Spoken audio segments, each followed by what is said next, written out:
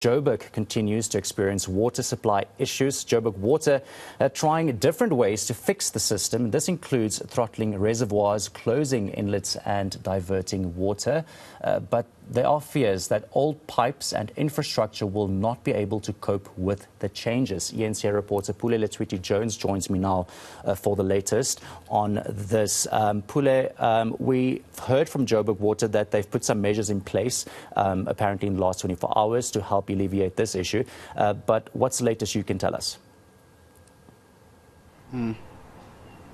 Well, yes, we've heard from Joburg Water, who have been saying that they've placed in key interventions to try and ensure that there's sufficient water supply for the residents of Johannesburg. But of course, we'd remember just back in September, the Gauteng province, of course, implemented the yearly water level 1 restrictions, which will run until next year in March, in an attempt to try and ensure that water is being used sparingly.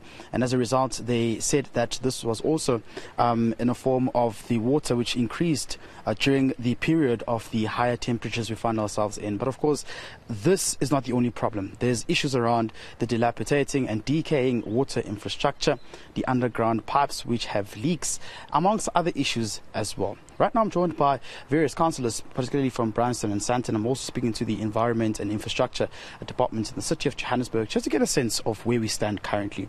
Let me speak to Amy. Amy, thank you very much for chatting to us this morning. Perhaps let's just start with, in your particular area, what are some of the challenges?